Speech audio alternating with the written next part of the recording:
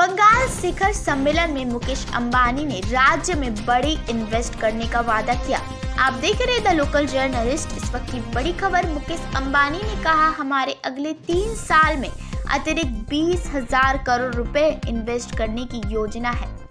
उद्योगपति मुकेश अंबानी ने 7वीं Bengal global business summit में कहा कि रिलायंस ने बंगाल में करीब 45,000 करोड़ रुपए का इन्वेस्ट किया है। उन्होंने राज्य के उत्साहित अर्थव्यवस्था को रेखांकित करते हुए कहा, अगले 3 वर्षों में हमारी योजना अतिरिक्त 20,000 करोड़ रुपए इन्वेस्ट करने की है। उन्होंने कहा, बंगाल के जीडीपी की वृद्धि दर 11.5% है, जो राष्ट्रीय औसत के काफी अधिक है। जैसे कि भारत 2030 तक $10 ट्रिलियन की अर्थव्यवस्था बनाने के दौर में है। अकेले बंगाल में निकट भविष्य में $1 ट्रिलियन की अर्थव्यवस्था बनाने की क्षमता है। मुकेश अंबानी ने कहा, कोरिया, सिंगापुर और ताइवान जैसे देशों को उनके विकास अर्थव्यवस्था के लिए एशियन टाइगर माना जाता है, लेकिन बंगाल अब इतना चुस्त और महत्वाकांक्षी हो रहा है कि नीडर रॉयल बंगाल टाइगर किसी दिन भी एशियन टाइगर से आगे निकल जाएगा।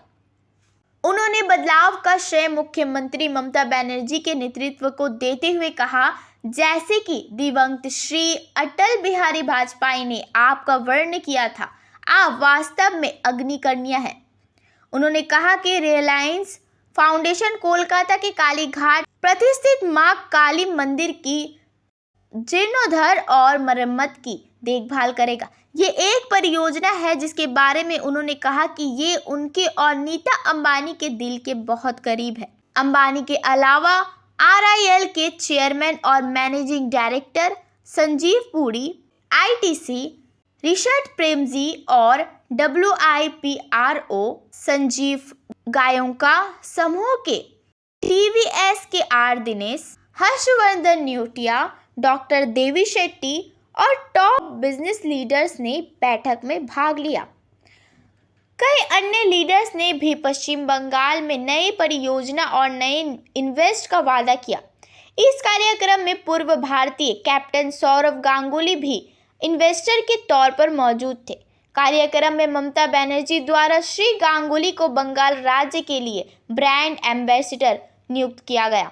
अधिक इन्वेस्ट आकर्षित करने के लिए तैयार की गई नई नीतियों का अनावरण करते हुए मुख्यमंत्री ने संभावित इन्वेस्टरों को राज्य में बिजनेस फ्रेंडली एटमॉस्फेयर का आश्वासन दिया।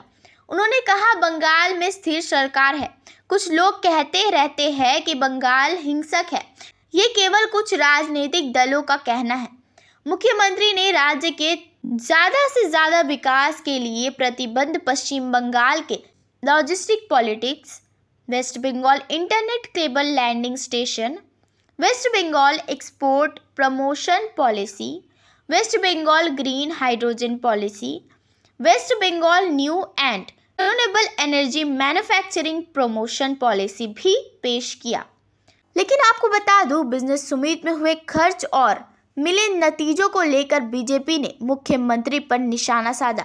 विपक्ष के नेता शुभेंदु अधिकारी ने कहा, BGBS Bengal global business summit नहीं है, बल्कि BGBS फर्जी मोर्ज पर हस्ताक्षर करने, हितों का स्पष्ट अभिव्यक्ति दिखाने और आश्रय पत्र जारी करने के बारे में है, जो कूड़ेदान में चली जाती है। ऐसी ही और भी जानकारियों के लिए देखते रहे द लोकल जर्नलिस्ट।